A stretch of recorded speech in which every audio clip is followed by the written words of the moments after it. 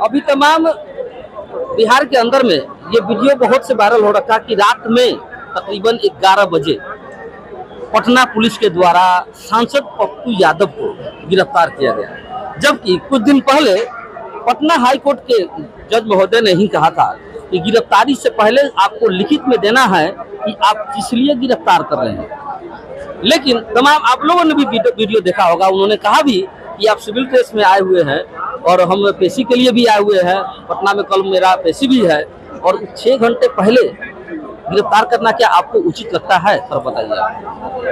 दो चीजें हैं, दो तरह से मैं स्पष्ट करना चाहूंगा कि सबसे पहले कि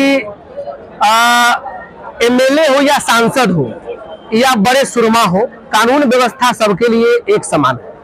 तो एमएलए महोदय चाहे सांसद महोदय की गिरफ्तारी होती है, जैसे पप्पू यादव माननीय सांसद है अभी हमारे हिंदुस्तान में, तो उनकी गिरफ्तारी हुई तो शोर हो गया कि सांसद महोदय की गिरफ्तारी रात में हो गया तो दिन में हो गया तो सुबह में हो गया।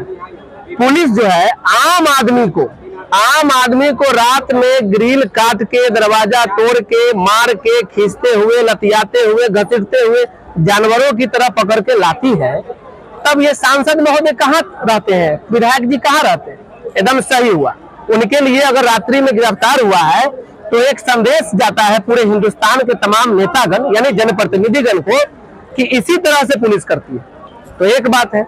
दूसरी बात है कि जो आपने कहा कि पुलिस को रिपोर्ट देना चाहिए गिरफ्तारी का, तो नया केसेस में होता है। जैसा कि हमको जानकारी मिला है, सुबह ही हम उस केस को छानबीन किए कि भाई आखिर क्यों गिरफ्तार हुआ, तो ऐसा मालूम चला है कि 30 साल पहले का केस है, वो 20 या 25 साल का, जो भी लंबा केस, पुराना केस है।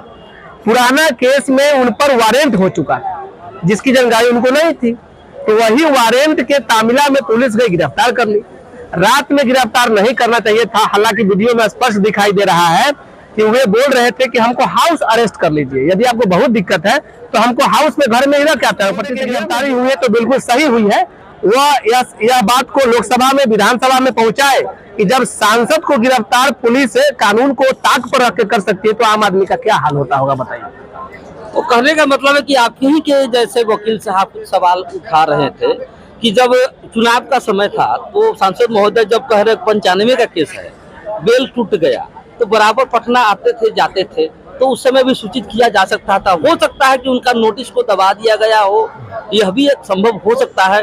लेकिन इस तरह से उठाना, उनको जबरदस्ती गाड़ी में खींचना, उस दरमियान वो गिर भी गए। तकरीबन 1.5 कुंटल उनके शरीर में वजन है। क्या होगा क्या नहीं होगा, वो तो आरोप लगा रहे हैं कि जो बच्ची हुई थी जिसके साथ में नीट की छात्रा के साथ में जो आवाज उठा रही है, ऐसा ये भी कयास लगा जा रहा है कि उस बच्ची के लिए जो आवाज उठा रहे थे वो कहीं यही कारण तो नहीं कि इनको दबाया जा रहा है। ये मैटर भी तो इतने दिनों तक पप्पू यादव कहाँ थे? इतने दिन बाद जब सबूत मिट गया, सबूत के साथ छेड़छाड़ हो गया, तमाम चीज हो चुका है, जो दोषी है, गुनहगार है, वो बच गया, खुलेआम घूम रहा है, पप्पू यादव कहाँ थे? एक बात। दूसरी बात है कि वारंट की बात आप कहते हैं तो थाना है, थाना के पास 2 पक्ष है, एक थाना के सपोर्ट में, एक थाना के विरोध में। तो एक पहला पक्ष है कि थाना में जितने भी वारंट जाते हैं तो बोरा के भाव से वारंट जाता है। तो थाना में जब गया, चौकीदार चाहे तहसीलदार चाहे जो भी मुंशी जी हैं वहां थाने के, वो रिसीव कर लेते हैं, उसको नर्क के गर्त में डाल देते हैं। फिर जब उसका जांच होता है, पड़ताल होता है, 3 साल बाद 2 साल बाद, 10 साल बाद, 5 साल बाद गिरफ्तारी होती है। अभी के वीडियो में था कि केस खत्म हो गया, तब कैया का केस था, वो जेल चला गया, बच्चे चलाया था वीडियो। तो थाना पर वारंट जहां तहां फेंक फूक देता है लोग। अब ये चूंकि बड़े मैटर के लोग हैं, बड़ा लोग हैं, पप्पू यादव को मामूली लोग नहीं है, तो जब पप्पू यादव आए होंगे आज से कुछ दिन पूर्व, वो वारंट दिखा होगा पुलिस को, तो पुलिस देखा होगा कि पूर्णिया जाएंगे गिरफ्तार करने, इससे अच्छा है कि आ गए हैं तो यही गिरफ्तार कर लिया जाए। तो सपोर्ट में ये कि वारंट वो अब देखे होंगे, जब गिरफ्तारी हुआ तब वो वारंट देखे होंगे, और 2 कि इसमें पॉलिटिकल व्यू भी रहा होगा कि आए हैं तो भाई उसको गिरफ्तार कर लीजिए, तो हो सकता है। लेकिन नीट की छात्रा के साथ जो कुछ हुआ है वैसा कोई मामला नहीं है, वह मामला पुराना था, उन पर वारंट था, बेल टूटा हुआ था। पुलिस कहने का मतलब ये नहीं था, मेरे कहने का मतलब है कि नीट की छात्रा के मामले को उठा रहे थे सोशल मीडिया के माध्यम से। वो ऐसा बहुत ऐसा चीज उन्होंने बताया कि आरोप भी लगाया उन्होंने कि वो हॉस्टल जो है लड़कियां को सप्लाई करता है, इस तरह की बातें उन्होंने चर्चा में की थी।